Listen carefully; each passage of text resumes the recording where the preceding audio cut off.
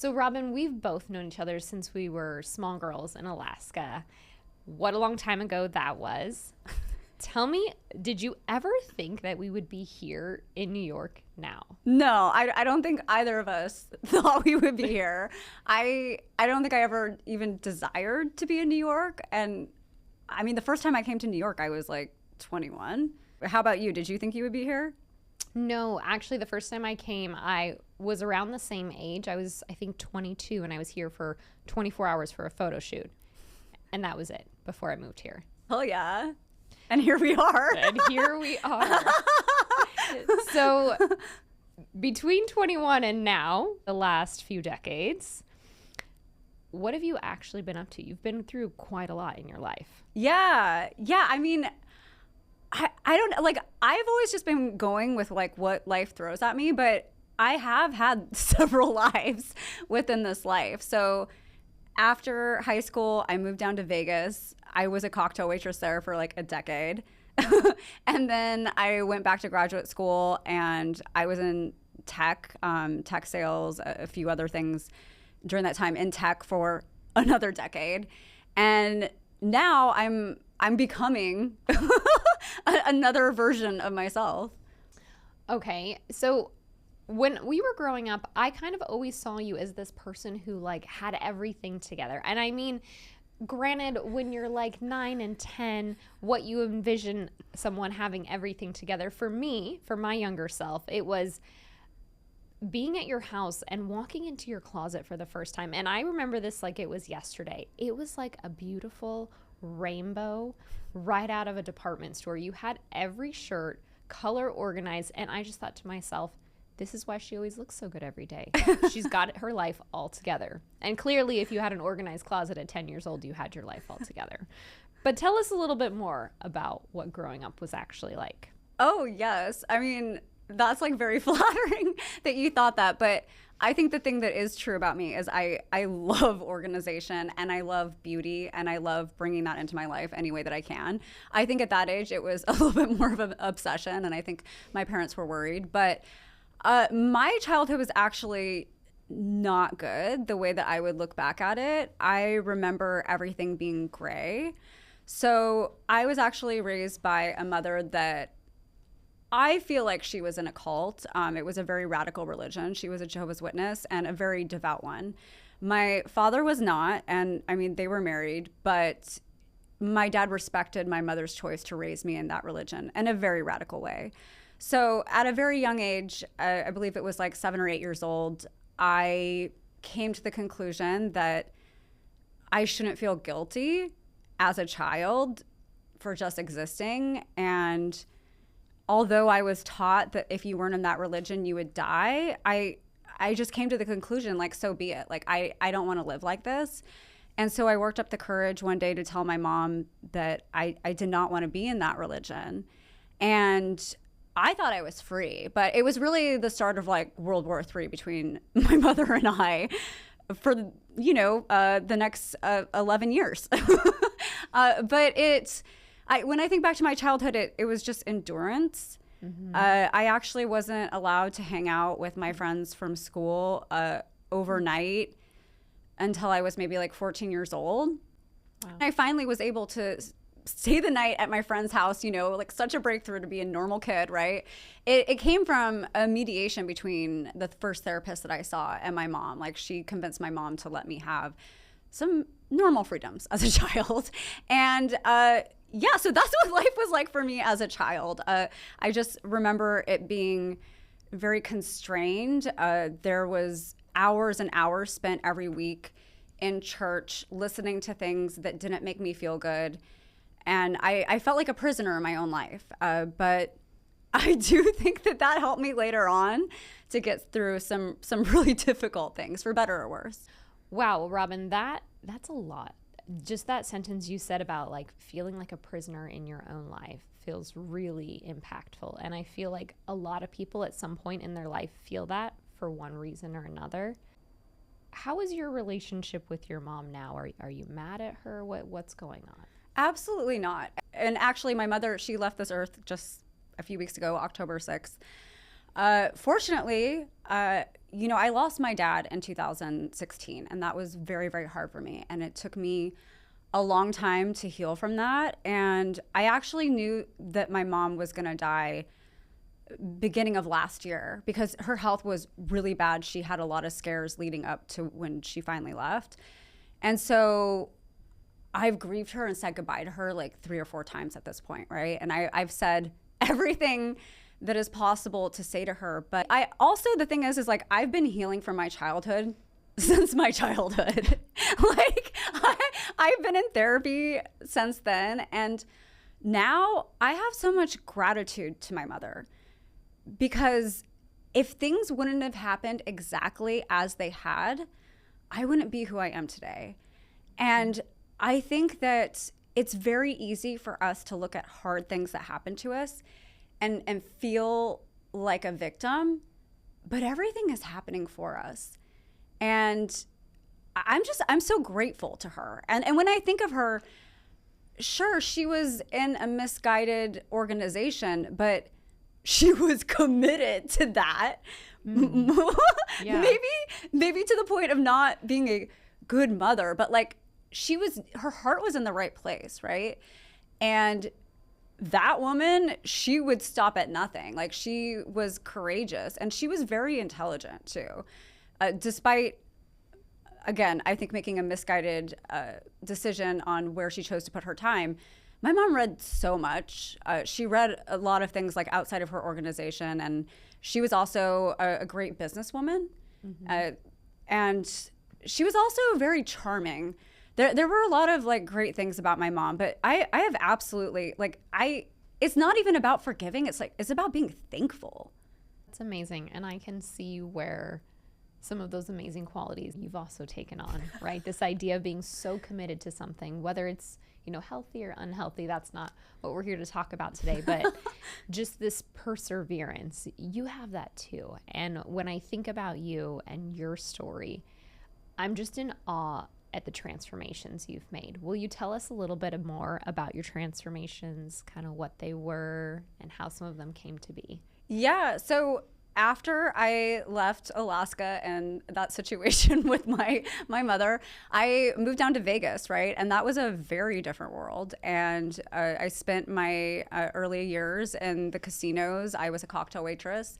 And I didn't know what was right. And I also finally had freedom, and I was wild. I did a lot of things that I should not have done, but I learned from everything. And like, I have to say that during that time, I am ashamed of a lot of the things that I did. I am ashamed about how I interacted with men in some instances. I'm ashamed of how I showed up in public sometimes. There's many things that I'm ashamed of. And I actually went through a period in 2020 where I was overcome with shame. And I was actually beating myself up to a place where I felt like I didn't deserve like love. And it took some people that I was working with to, help me understand that like let it go. and that's the thing is like, you can choose every day who you want to be. And the thing about guilt is it's just a signal to us of what is wrong, what is right. It's like, that's a signal. It's a signal that you want to be someone better, right? And all you can do is you can apologize to the people that you hurt, that you did misguided things to, and apologize to yourself. Mm-hmm. You literally didn't know any better. I think that all of us are acting out of what happened to us, and a lot of times we're just really naive and just like in our head, like we don't even understand like how we're affecting other people around us. I hear all of this and I'm a little bit interested to hear some more. Tell me what it was like to be a cocktail waitress in Vegas. Like, I can only imagine. So the attitude that I took to being a cocktail waitress in Vegas is it's a game. It is a game where you just laugh and smile and, make the best of it. So I think another thing that hit me early is I remember I was like 21. It was my first cocktail waitress job. And, men say things to you. They like compliment the way you look. They say sexual things to you. But it was interesting. There was this other cocktail waitress that I arguably would not think that she was that attractive.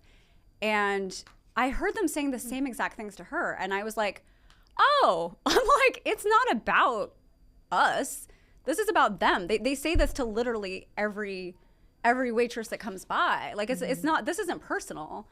And so like a lot of the time I kind of thought about it as being like a kindergarten teacher, you know, because people are drinking and it's just like, yes, okay, here we go. Like, and it's not that serious, right? I think early on I was very serious about precision and service because I actually worked at a place where the service level, it was actually insane. The kind of service that they expected you to deliver. But then, yeah, it was a game, and you could find some joy in it. Amazing. So you went from Alaska to being a cocktail waitress, and then there was like this tipping point for you. Tell us about the tipping point. Yeah, so pre-tipping point, I was a dumpster fire. Okay, like picture a girl that is going out every night, drunk all the time, day drinking. You know, I was a little overweight from where I would want to be. I wasn't happy with that with myself.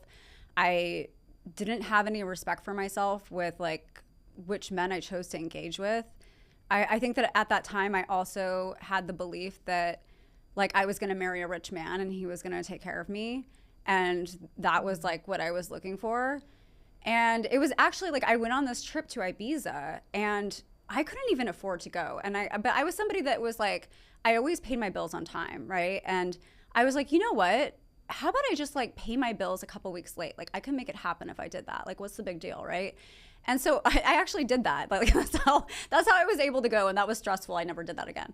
But actually on that trip, there was so much drama on that trip that I stayed back one day and I was just really being like, okay, where have I gone wrong? Because like, who am I? Like, this is not what I dreamed for myself. Like, I dreamt of being a businesswoman and having a career.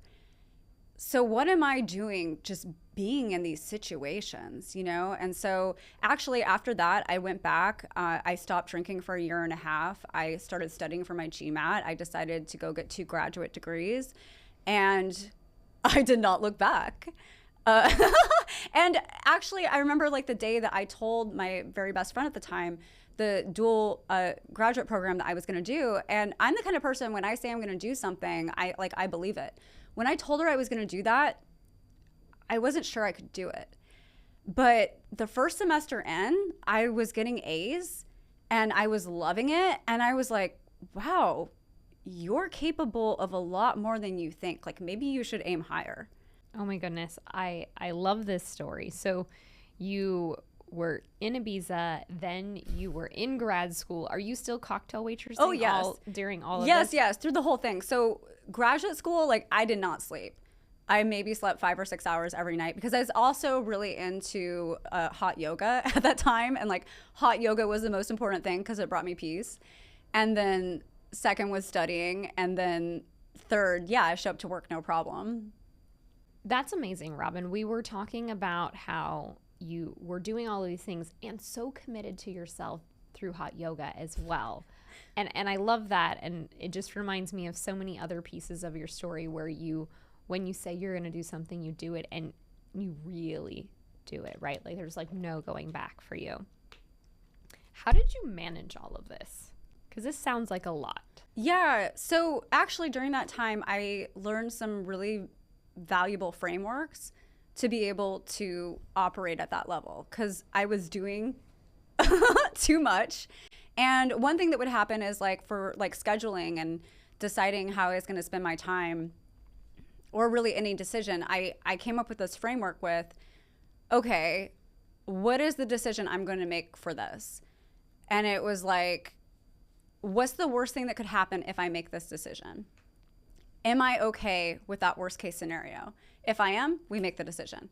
If there was a possibility of something happening that I could not live with, I would go back and reconvene. Like we gotta make a different decision. But as long as I was okay with the worst case scenario, I would just make that decision.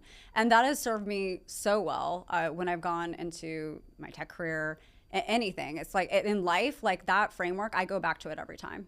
So this framework that you had, it almost sounds like you had yourself like as a CEO in training, and you didn't know it yet, right? Making those huge shifts in your life. Tell me a little bit about what that brought up for you. Were there other things that you overcame in that process? Yeah, so I was actually never a good student. So I think that was why it was such a big deal that I went back to graduate school. I wasn't sure I was going to get in. I felt so blessed that I got in. But this time I was taking it seriously, right? Because I really wanted to be there. And it was really me coming to the conclusion, like, okay, you got to succeed at this. And I was procrastinating. And I was finding that I would have a lot of anxious thoughts when I was procrastinating. And I'm like, okay, we got to stop procrastinating because this is creating anxiety. It was also causing me to have to live very reactively. And like, I'm telling you, hot yoga was the most important thing. So I was like, okay, when I would leave class, I would always like go and I would just spend like 30 minutes on the next project.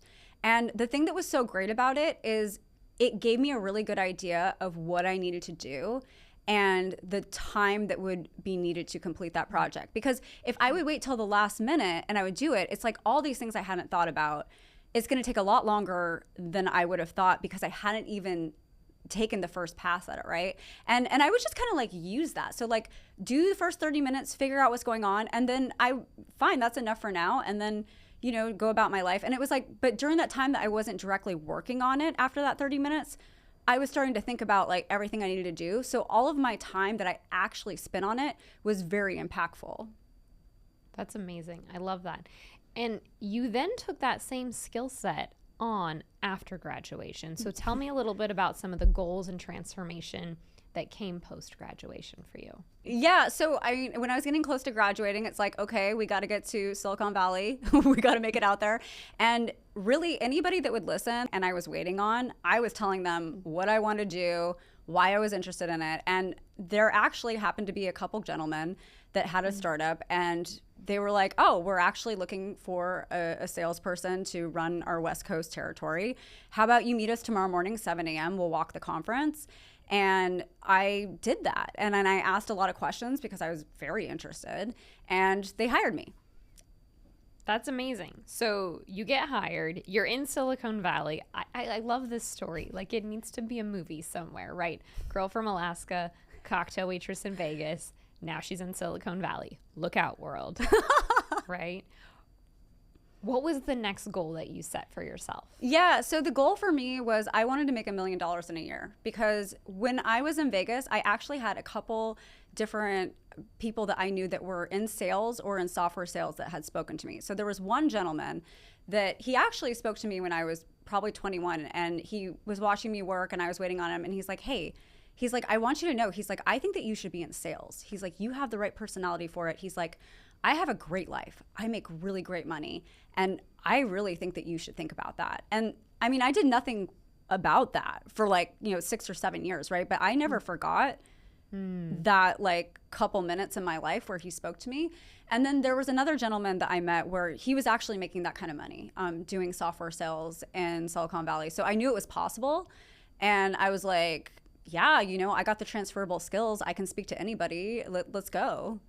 I love that. And a special shout out to that guy. You know where you are somewhere in the world who gave a cocktail waitress some really great advice. And a shout out to anybody else who's out there giving out some sage advice. Yeah. Never know where it's going to take you. Exactly. Right? So tell us, how did it feel when you made that kind of money? Oh, I mean, it was freedom. Because like I said, when I was in Vegas, like I'm ashamed that I was that girl, but I really thought like, oh, I'm going to find a rich man and he's going to take care of me. But it was like when I made that kind of money for myself, I was like, oh, I mean, I just need a man to be in love with. Like that's my partner. Like I can give myself everything that I want materially. And like what an amazing life we can build together. Like that's when the switch happened. I think that it was around that time where the the lack and like wanting somebody else to do it for me. Just feeling like you could do anything. That's how it felt. That sounds so empowering, and also like just so exciting to have this huge paradigm shift on the precipice of your goal, right? And not just any goal, quite a large goal. So post Vegas, you went to the Bay Area, and then from the Bay Area, New York. We're getting closer and closer to today. So what are some of the hobbies and things you do to kind of keep yourself in this kind of flow state that you've created? Oh, well, I trust the process. That's number one. If you are feeling fatigued and you feel like you're not doing your best work, walk away. Go for a walk.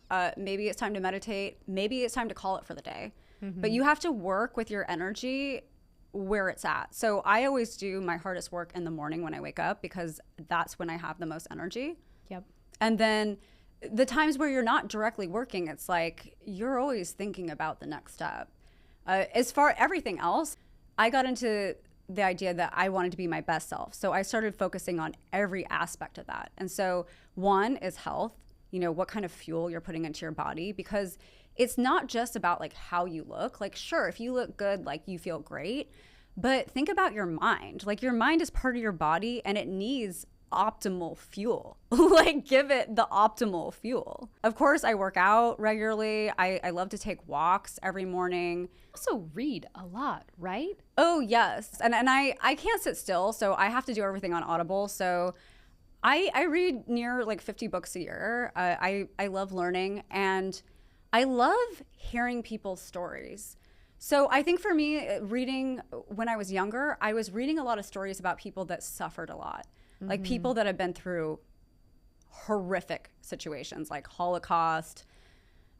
I'm not even going to speak about some of the stories that I read, but I think that I found so much solace and was so inspired by people that had been through the most atrocious things that could rise above it, and just like the spirit of humanity. I think that those were my heroes, and I found comfort in their stories.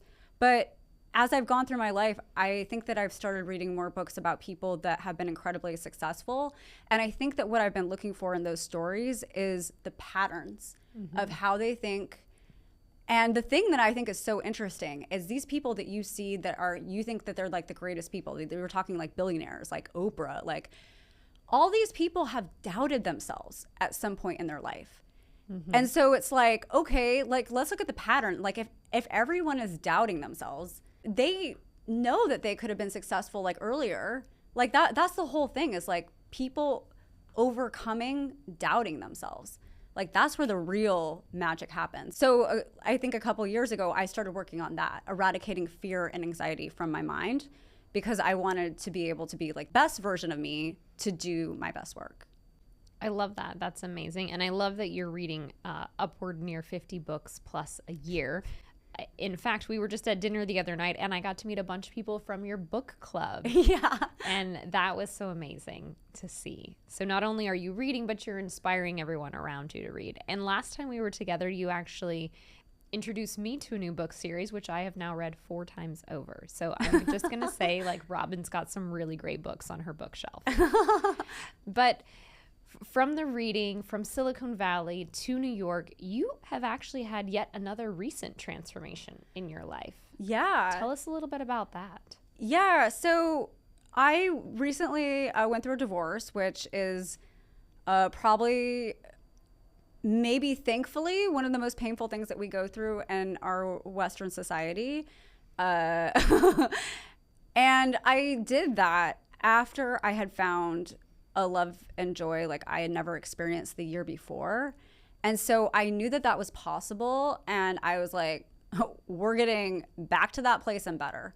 We are not letting this bring us down. And it was actually an experience where for the first time in my life, I was learning self-compassion and was healing myself from the inside that I had never done. I've always prioritized work and like the success. And this was something where I couldn't do that.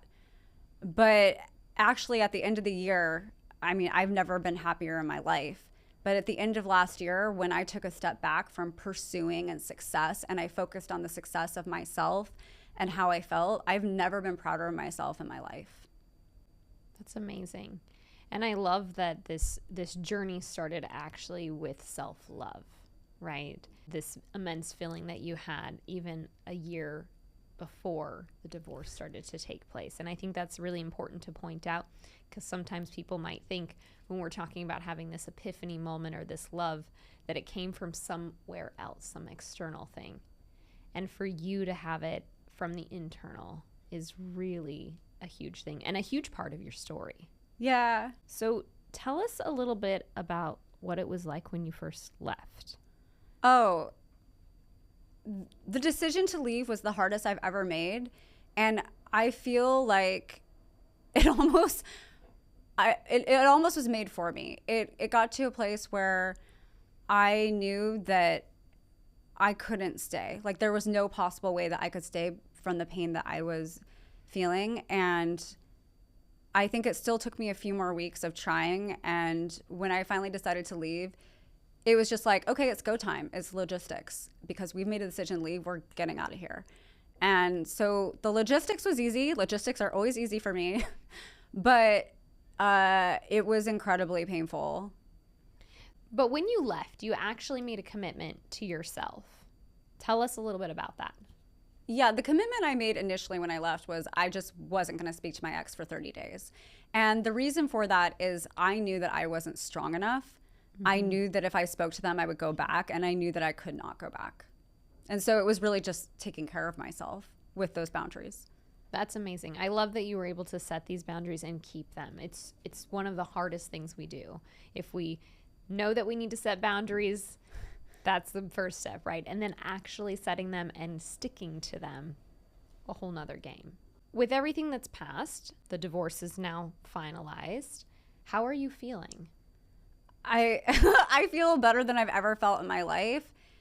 And, you know, I'm not mad at anybody. I see how I contributed to the situation.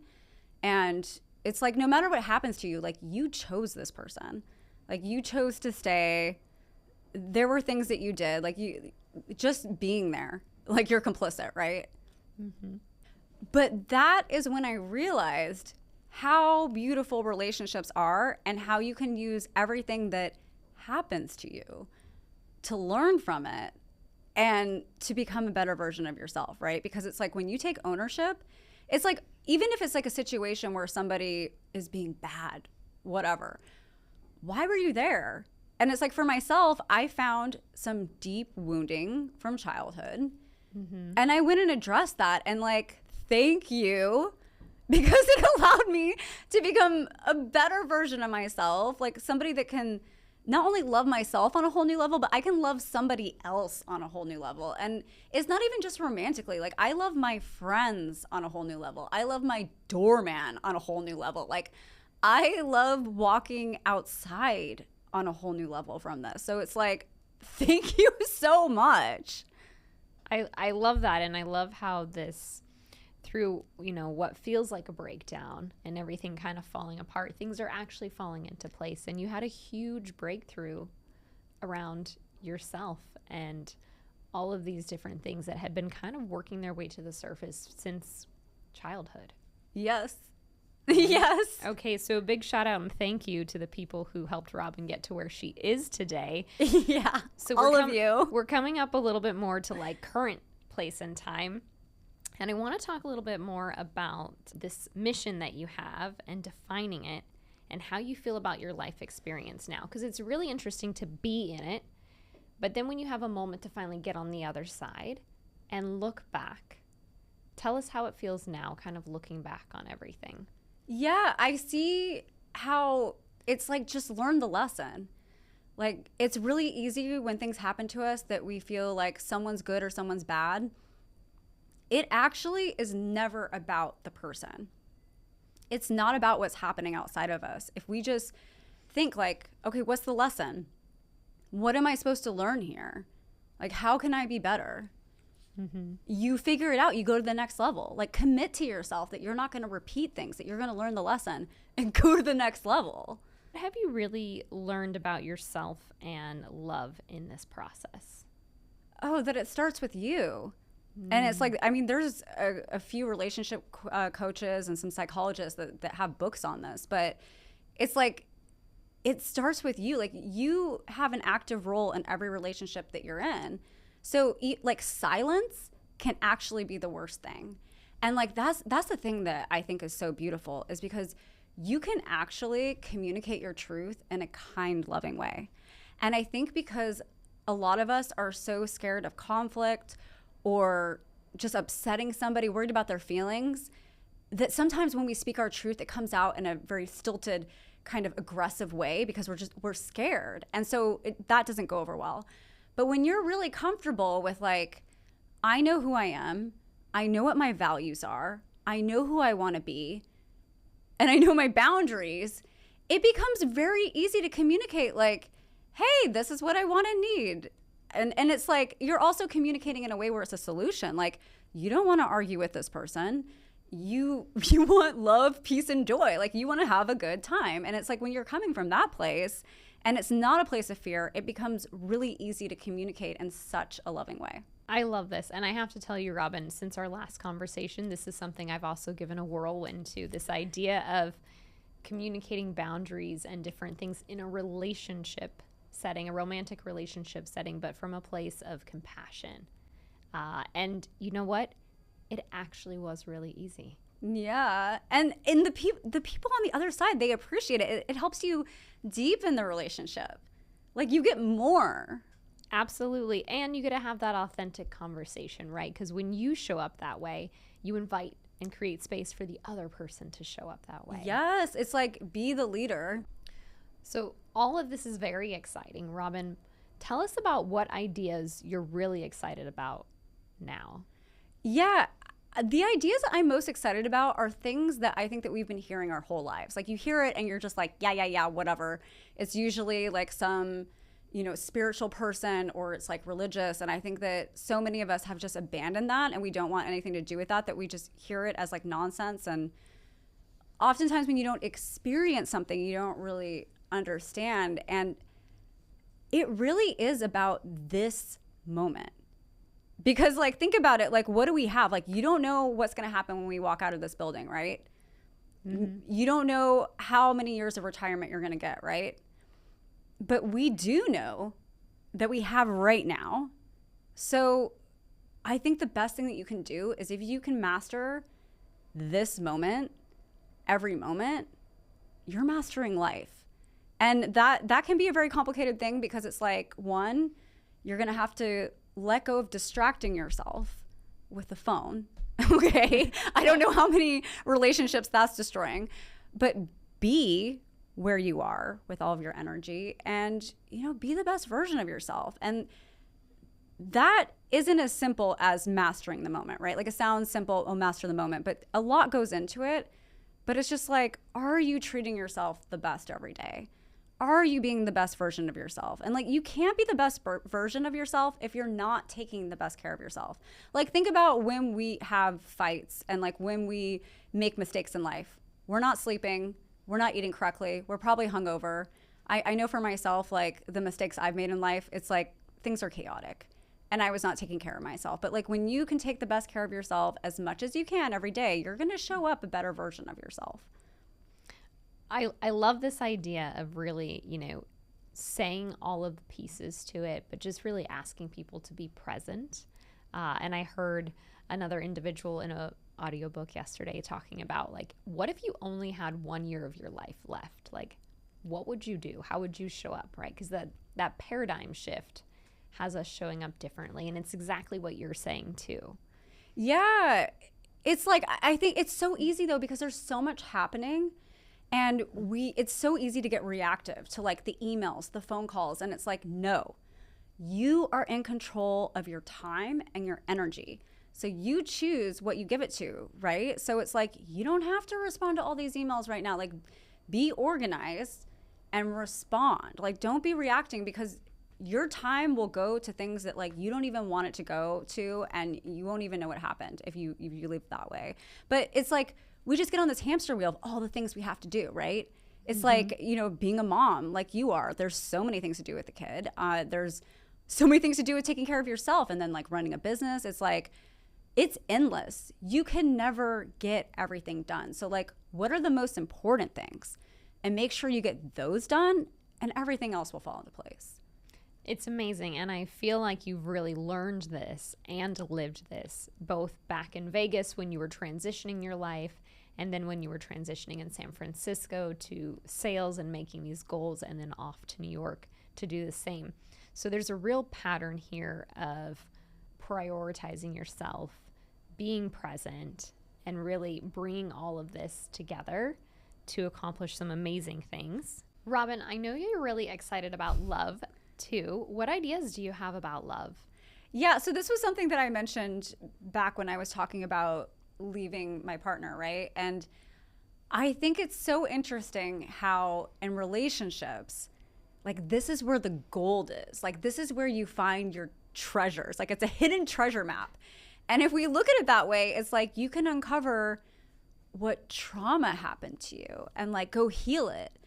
Or you can understand where you have limiting beliefs. And it's often about yourself. It's usually has nothing to do with the other person. But it's like when we stop looking outwards with like what that person is doing to you, and you start being like, okay, what do I need to learn here? And looking at yourself and the way that you're reacting and your behavior, it's like, this is everything that I need to know to be able, like, it just gives me a laundry list of like what I need to go heal, what I need to go fix to be the best version of myself. And like, that's amazing, right? Because I think a lot of us, like, we want the answers. I want the, like, tell me the answer. What's the answer to the test? And like through relationships, you can find all those answers. Amazing. And I love this perspective of how you're looking at relationships as like a gold mine and a treasure map. And it just really helps to reframe everyone's perspective on how they're showing up. To this treasure map idea, like I want to hear some of the gems that you have found while dating in the dating world, whether it be when you were married or out there starting over again. Like, share with the listeners here today. Yeah. So, I mean, I had to go back before I could move forward from the 11-year relationship I was in, right? And I really had to figure out why I chose that person and why I stayed. And the things that I discovered about myself was I didn't value myself. And I mean, this person, they looked good on paper. They, to me, seemed like a kind person. And I thought that this was like the best I could do. Like one, and I was also like, I got a timeline, right? Like I gotta get married. I have to, you know, get the house, get the kids. And I was around 30. And I think a lot of women, they feel that way when they're around 30. Got to lock it down, got to hit the KPIs.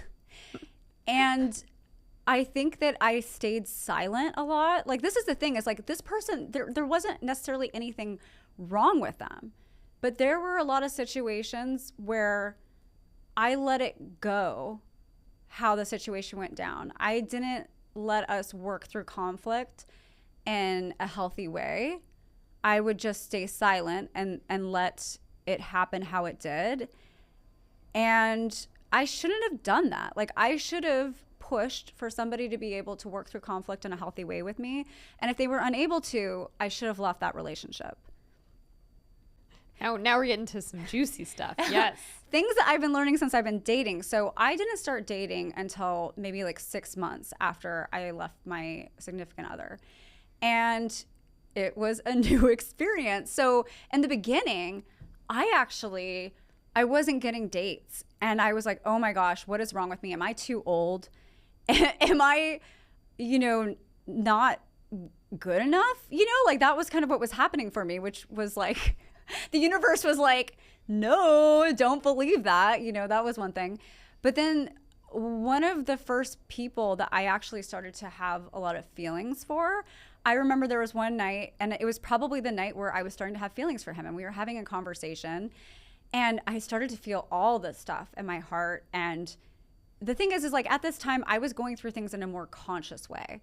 And there's nothing wrong with drinking or whatever you do, but like I I choose not to drink because I just, it doesn't make me feel good. I love the way it tastes and I will indulge from time to time throughout the year, but generally I don't drink. And so it was really clear to me that like, oh, I'm feeling a lot of things and it's not matching the conversation. And so I was able to act natural and not put it on this guy that I was talking to, like how I was feeling. Because I think that that's what I would have done in my 20s. I would start to feel stuff. And I think it was really just like my heart opening. And I would have blamed like this insecure, out of control feeling in my heart on whoever I was with, right? But because I was so conscious, it was like, okay, let's stay calm. Take this to our therapist this week and let's talk about it and figure it out. And like through that, I discovered how I had kind of recreated in my last relationship a situation that was exactly like the relationship with my mom. And that was really profound. And I got a lot out of that. Another relationship that I had, and this was actually just a really brief dating experience that I thought was so cool, was I went on a date with this guy and, you know, it's out in New York. It was in public, right? Obviously. But when I got home that night, I messaged him and I remember thinking, I was like, wow, would he be embarrassed to be seen with me out in public? And I was like, wow, that's like a really weird thing to think because we were just in public and that's insane. Why would you think that? And I actually discovered, and this is the thing, is like things that we discover about ourselves, like they're so obvious. Like the first person that I loved in my life, it was actually too young for there to be love, but it was a secret relationship. Like nobody was supposed to know about our relationship given the situation. Like it was another guy that like went to my church and, you know, having any sort of a relationship at that age was not okay, one. And then two, it's like he was also my friend's brother. So none of his friends knew about me, I don't think. And so it was this one day in school, I remember distinctly, he was walking down the hallway past me and my friends. And again, he doesn't acknowledge me. He acts like I'm not even there. And this is somebody that I'm in love with. And I thought he's ashamed of me. And so I did an EMDR session with my therapist on that memory. Wow. Like I saw in real time how I had been interacting with men my whole life. Like I never thought, like, I never valued myself. It was like if a man showed me attention, I would just respond like, oh, he's interested in me. Maybe this is the one. And like there wasn't much more thought than that. And it was like, wow, what in the world have I been doing? And all of that went away. Like all those beliefs, that unawareness, like it was gone after that EMDR session. And I thought that was so incredible. And like, what a gift, you know, that like, yeah, that guy that I went on a date with, it didn't work out, but like I could not ask for more. Thanks for buying me a sparkling water, but also thank you for that. Right? That's absolutely amazing. And I love this idea of these different gems we're finding. So you did the session, totally a different person afterward. What other things have you done to kind of help yourself overcome some of these obstacles that you've seen? The other thing that I've done is hypnosis therapy. And I started with hypnosis therapy because I was doing it to work on my confidence. And that was incredible. And actually through that experience, I stumbled upon being able to communicate in a really loving, empathetic way when normally I would have been like coming out aggressive because it was uncomfortable.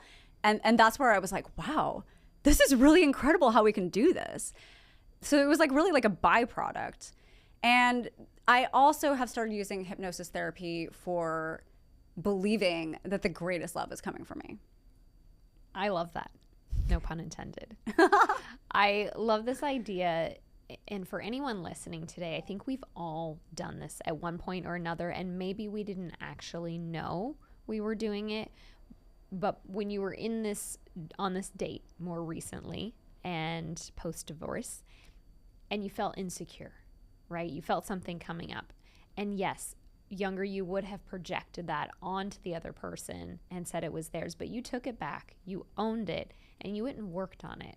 And I think that is just such sage advice for anybody who's out there right now, whether they're dating or in any kind of relationship, because I see this so often, even in my own practice, is we're really projecting things onto other people and it's really ours to own. Whatever's on our side of the fence is ours to own and clean up. And I love how you were able to do this and identify it and see it and then really come back to that individual. Yeah, you make it work, make everything in life work for you. No energy wasted, no moment wasted. If it's bad, if you don't like it, if you're mad at that person, use it. What is there to learn? What can we go to do to heal? Because we're going up. Okay, like I'm not wasting any more time not becoming the best version of myself. Yeah.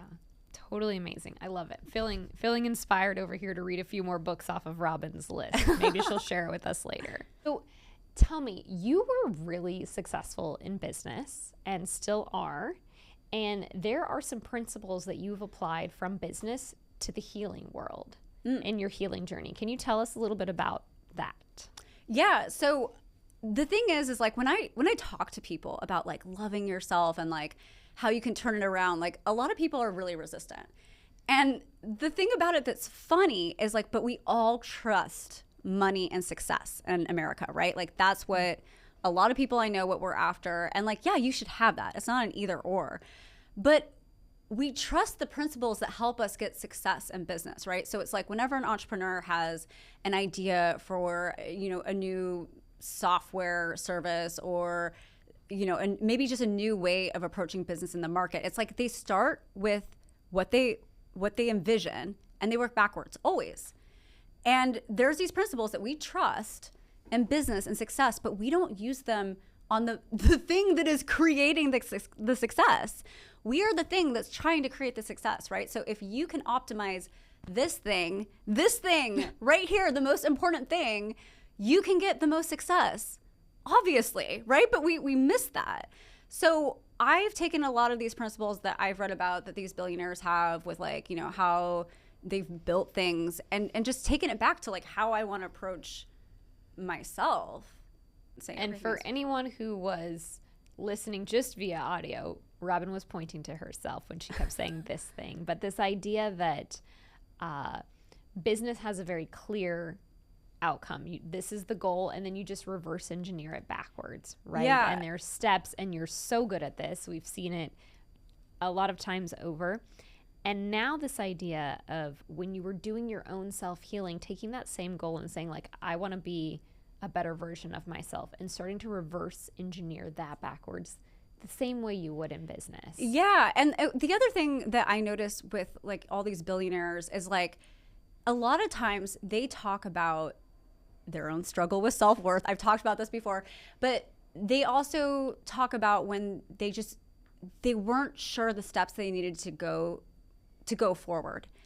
And they couldn't see how to get there, but they knew they had to go there. So at a time they had to trust. There was a lot of decisions that they made on their gut that were big bets, big risks to take, but they knew it, right?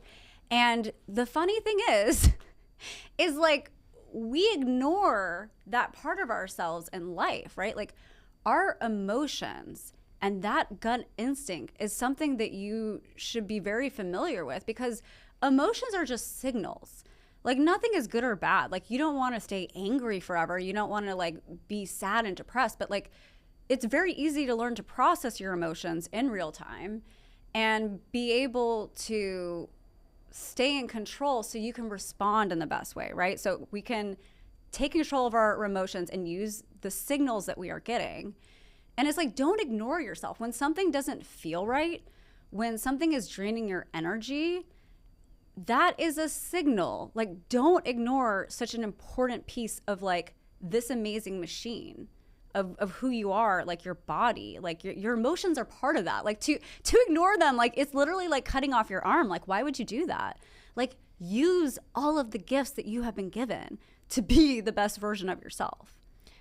I love hearing this, Robin, you know, as an ontological coach and somebody who works with a lot of founders. And I was actually recently working with a young female tech founder whose company launches in December. We won't talk too much about that, but we're excited for her. This idea of her persevering for several years before the launch, which normally happens, right? Billionaires and successful people, they're working long before anyone ever sees it. And they're all working with their emotions. The fear that they're going to fail. any other thing that comes up for them.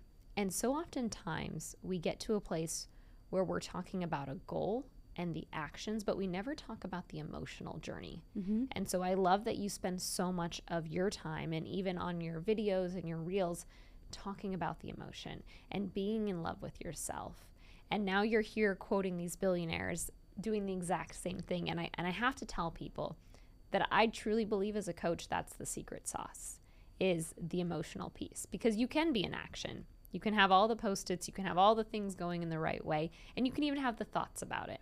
But if you don't have the feelings and the emotions around it and you can't identify them, then we really find ourselves in a place of confusion and loss. Yeah. Right? Yeah. You know, boundaries was the hardest thing for me to learn. Like, I actually started working on that in 2021, and it became very, like, when I first started working on it, I couldn't tell you what boundaries were.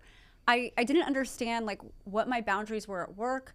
I personally, like, I remember my therapist asking me, like, I couldn't formulate a sentence. I was so unfamiliar. And there was actually this book that Oprah co-authored, and it's called What Happened to You? And there's a sentence in there where Oprah talks about her therapist was working with her, and he asked the question, why are you saying yes to this? Like, is it because you want to? And if it's not because you want to, investigate that. And I was like, oh, that clarifies boundaries completely, right? Because if you're not taking care, like, listen, you're responsible for taking care of yourself in the best way, like knowing yourself, knowing what you want and what you need to be the person that you want to show up as every day. And if you're not honoring that with boundaries, you're going to end up in rooms that you shouldn't be in. You're going to end up in situations that you want nothing to do with. Like, you have to have the boundaries. You have to know yourself. You have to know what you want and you need to know where you're going. It's like, how can you drive the ship, the car, if you don't know it? Like that, you have to know that. Yeah. I love that analogy for boundaries. For anyone who is waffling with boundaries, doesn't know them, trying to discover them, this idea of it being like a car or a ship, something very tangible that most people are very familiar with, and being able to operate that, right? Yeah. It's a great way to put it. I mean, the thing that I think is so interesting is even in interpersonal, like, relationships, it's like, I don't know how many times I before would be asking somebody like, oh, do you want to go to dinner? Or like, do you want to go get lunch here? And for myself on the other side of that, sometimes I would have a lot of strong feelings about where I was being invited to. And like, it's like, oh, I don't like that cuisine, or like, I don't want to go to that part of town. And it's like, this person is just asking if you want to go there, right? And it's like, sometimes I would just like grin and bear it and go somewhere that I didn't want to go, or something that was highly inconvenient. And like, listen, like, the thing is like, that person, usually they just want to spend time with you. If you communicate like, oh, is it possible, could we actually go to this part of town? Oh, is it possible, could we actually go to this restaurant instead? And it's like, you're just asking, right?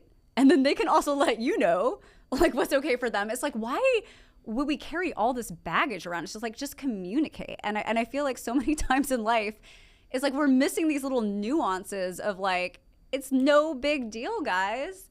Let's just like find like what the best thing is for us. I love this idea that it's no big deal and that you seem to operate with such ease. And from having talked to you today and many times over, we know that that's not the way you were necessarily born, that there was a lot of work. Oh, there was so much wrong with me. To get there. There was so much room for improvement.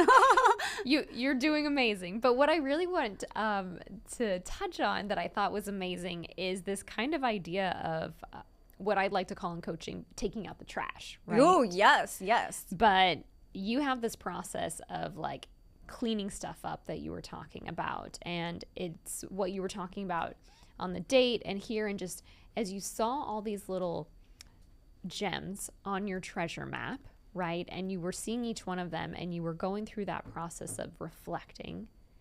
You had told me at one point, sometimes you just got to take out the trash. Yeah. In reference to trauma or events that have happened. Yeah. Tell us a little bit about your take out the trash philosophy. Oh, I mean, I think it comes down to three things. It's like, what happened to you? There's trauma, maybe. uh, the beliefs that you have, a lot of us have limiting beliefs. We believe that, oh, this job, it's miserable. I'm miserable, but it's going to get better. But like, it keeps not getting better. And you're like, oh, but I can't leave because like, I think I'm going to get this promotion. And like, and we've got all these stories, and there's these stories that we are really keeping us where we are. It's keeping us where we're unhappy. And it's like, when you start to examine these beliefs that you have and the stories that you're telling yourself, like, just ask, like, is this true?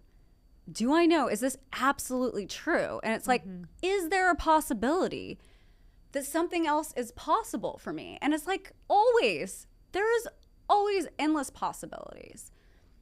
The other thing that I think is critical is stop saying bad things to yourself, and like, we have some sort of addiction with that. And I think that a lot of people, they struggle with a worthiness thing, and they want to be validated externally. And that was something that I went through before I achieved that, making $1 million in a year or whatever. And once that happened, I saw how I was really taking on so much mistreatment and questioning myself, and like, just speaking to myself in a bad way, like, oh, like, you messed up that typo in that email, like, oh, you said that word incorrectly in that meeting. And it was like nonstop. And it's like, I know that I could have been more successful faster if I would have been my own best friend, my own cheerleader, being like, you got this. Because it's like, there are only so many things that actually matter when you successfully execute on something.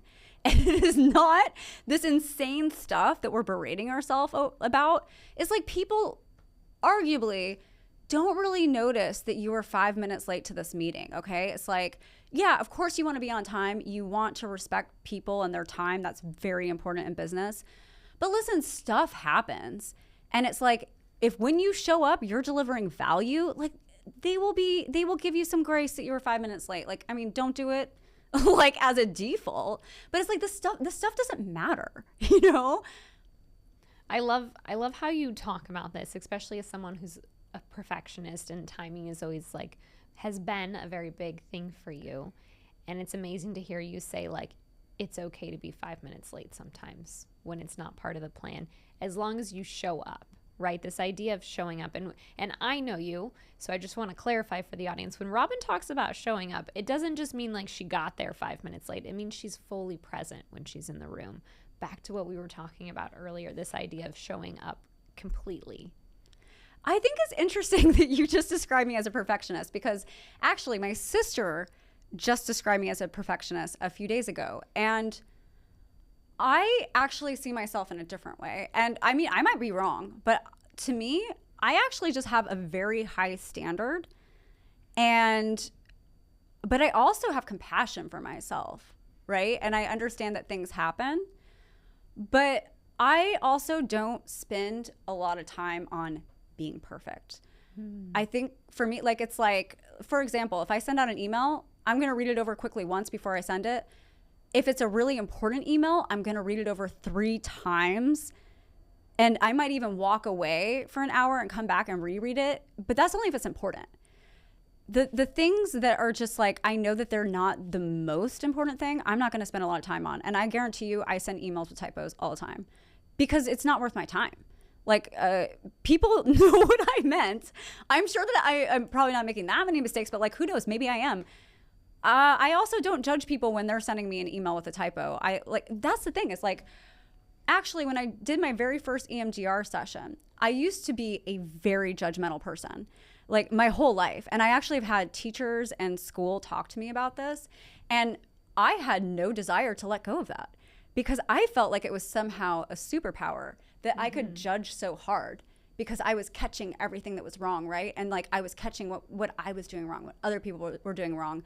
And that was really playing into my ego of like, oh, I see this, I see that mistake. Like, but I actually did this EMDR session with my therapist on that big conversation I had with my mom when I was like 8 years old, telling her, listen, I don't like how this church makes me feel. I don't want to do it anymore. And that was the thing that I did EMDR on, right? Like the very next day, this is how I noticed it. I pulled out my phone and I'm going through Instagram.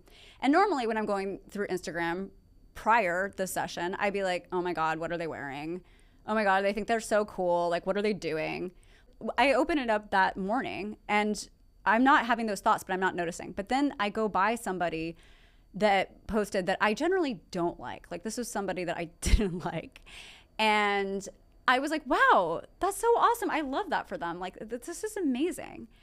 And it was at that moment that I was like, whoa, all those thoughts are gone. And I actually took a walk with somebody who was very close to me that afternoon.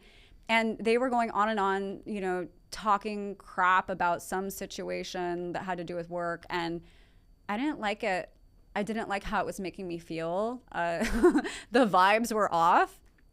And that's when things shifted dramatically for me. So not sure what this very big like conversation with my mom at 8 years old had to do with me being so judgmental, but I accidentally got rid of that. And it actually allowed me to be so much more empathetic and have so much love for myself and for everyone else. So it's like now when I see people mess up on these little things, like, no big deal. Who cares? That's not what we're here for. That's not like the final execution. And like, here's the thing. It's like, even in like software, this is like the big thing. It's like, you're always launching. Like, you make something and you got to fix it. That's an opportunity to launch again, you know, like get the marketing team involved again. It's like bigger, better. It's like, there's always an opportunity. And it's the same thing in sales. It's like, you don't get a yes until you get it. Okay. Like, they might say no a million times, but like, get there. Right? It's like, try again. Like these little things that are happening, like they don't matter.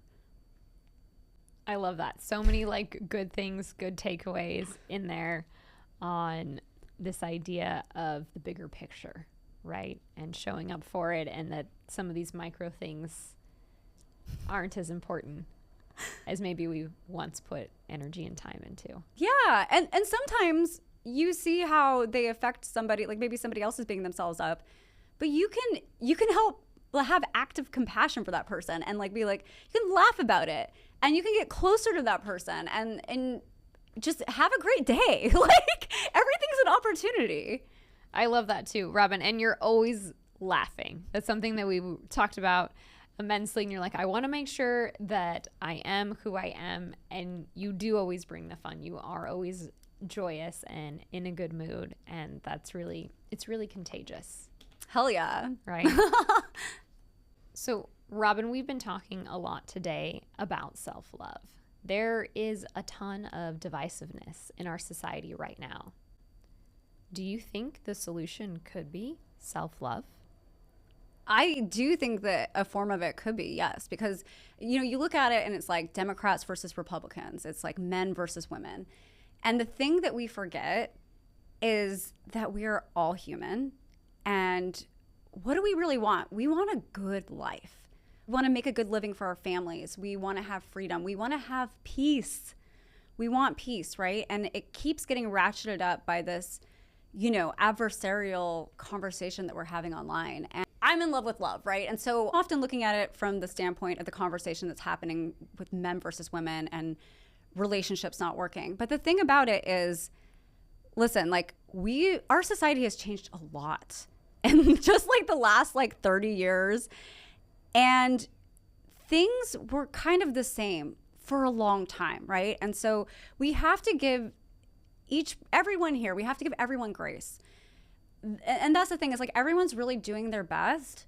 And when we're attacking other people, it's not giving them the opportunity to come to the table and be open and have like a safe place where we can come up with solutions, right? Because I think what didn't work for women and taking on so much of a load of, you know, the household, it also doesn't work for men to just be in charge of making the money, right? Because both of these parties are isolated in this solution that we've had, right? So of course it's not working.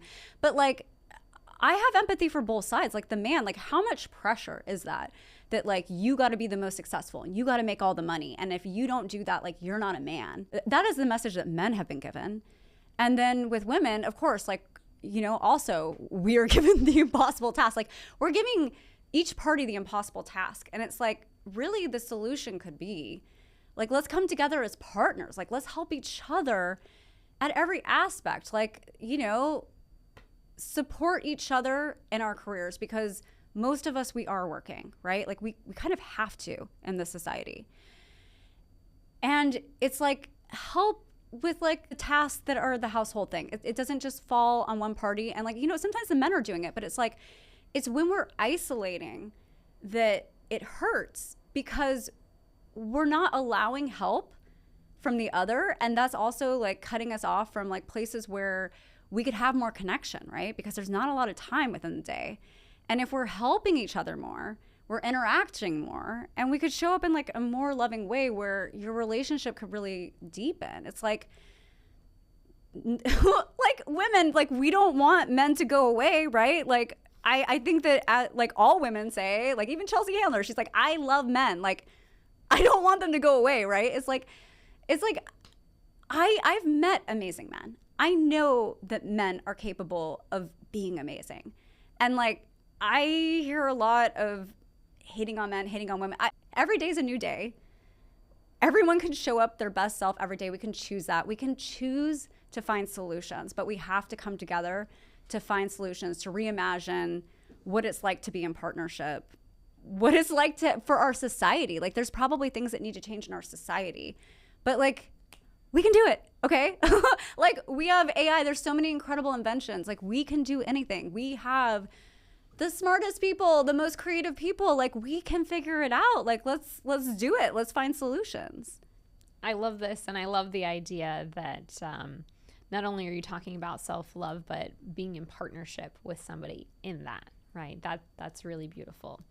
And giving a little shout out to the other side, who often gets the hammer on, modern day society and not pulling their weight. Robin, we've been talking a lot about self-love today. If you could summarize it in a few sentences for the listeners, what would you say?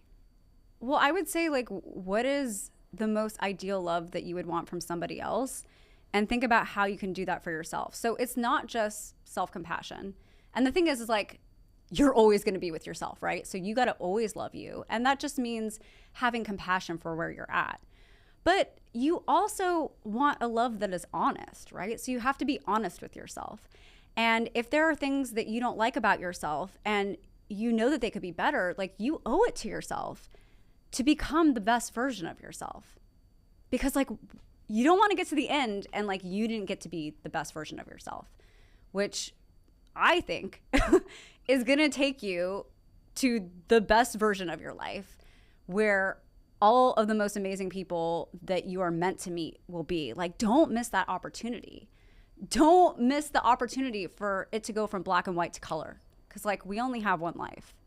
Robin, I love that. I am feeling so inspired over here to go from black and white to color. Oh, and yes. This idea of being honest with yourself, because that's what you want in somebody else. Isn't that what everybody wants? This crux of like communication breakdown that we see all comes down to honesty. And most of the time it's because we're not honest with ourselves, right? Yeah. From the projecting our own insecurities onto other people.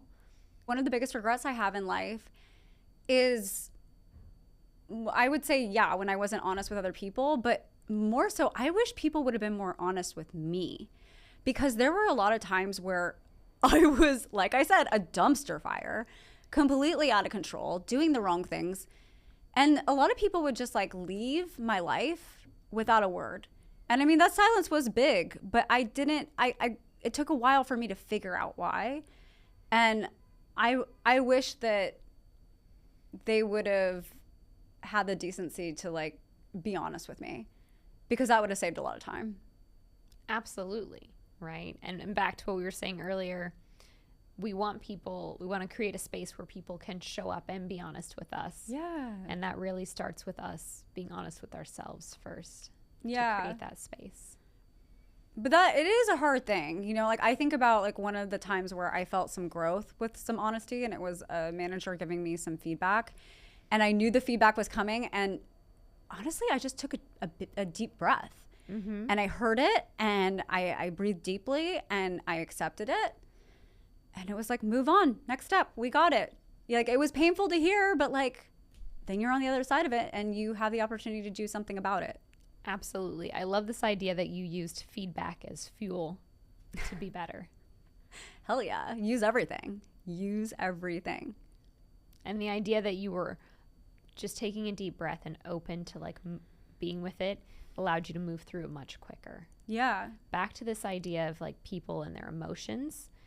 And I often talk about this, the emotional set point scale, right? If you can just acknowledge your emotions, even if it's just for a minute, you can alleviate some pressure. Yeah. And you can rise to the next emotion on the scale.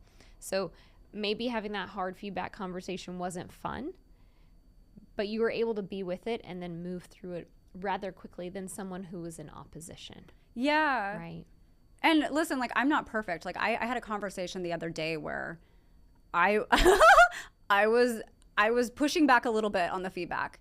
And so it's like, yo, guys, this is hard. This is the hardest stuff, but I am thankful for every challenge that I got. Like, I was thankful to be challenged in that way. Like, yeah, I didn't pass it with flying colors, but like, this is an opportunity to grow, right? It's like, wow, you can keep leveling up. That's exciting. You can keep getting better. You keep being shown how you can be better. That's amazing. And I think it's great to point out that sometimes it comes when you're least expecting it. And we don't always meet it with grace, but we get to take that back and work with it and use it as an opportunity for growth, right? We are all human at the end of the day. Yes. No matter what you've accomplished or who you are, we all get to go through the emotional scale multiple times, sometimes all in one day. Yes. If we're really feeling it. The world is ending to like the best day ever. Who knows? Roller coaster, all the emotions at once. The last year of your life was a headline. What would it be? Oh, it would be like coming out fully as myself, the most honest, authentic version of myself, and letting people see who I am. Okay, I love that, Robin. And what would next year's headline be? Well, the headline that I would want is, I would want a couple things. Like, one, I would want the girl that helps so many love themselves. Like, I would absolutely love for more people to love themselves. And if I can be a part of that, whatever, doesn't matter. It's just, I hope more people love themselves. The other thing that I would love for my headline is like, I want to find the greatest love. Like, the girl that found the greatest love ever. That's what I want for myself. Yes, I love it. Robin, what is a risk that you took that you would say paid off immensely? I think that this risk is actually a theme in my life. And the biggest risk that I've ever taken that has always paid off is betting on myself. Every time I bet on myself, can't lose. I love that. Everybody, you can't tell an Alaskan girl what to do. Oh, if she bets on herself, that's it. Yeah. Game over. Don't tell an Alaskan girl that she can't do it. I am absolutely doing it. Talked a lot today about transformation. But what is the moment, that tipping point in your journey that you realized you were on the right path? I know I'm on the right path when things feel good. And that's the thing that I think is like so beautiful about the signals that we get from the outside world, right? So the times that I have been in a place that have been incredibly painful and really hard, that was the message to leave. And when I am in the right place, the most magical things happen. Like, life feels amazing. Like, that's how you know you're on the right path. And the other thing is, like, every time that I've launched something that I was scared to do, I just start getting a lot of messages from people that reach out and are cheering me on. And that's the thing, is like, when you take a step forward to do what is in your heart, people will reach out and they're going to cheer you on because it's what you're meant to do. And I don't think it's any mistake that those people reach out. I love that. And I love that this ties back around to a real theme of today around emotions, right? When you've got the right feeling, everything else aligns from there. Yeah. Robin, thank you so much for coming today, being so vulnerable and so open and sharing your story. It's really tremendous to hear from you with so many huge milestones that have actually really, some of them just recently happened. Yeah. So thank you for being here and being open and honest. Thank you so much, Jessica.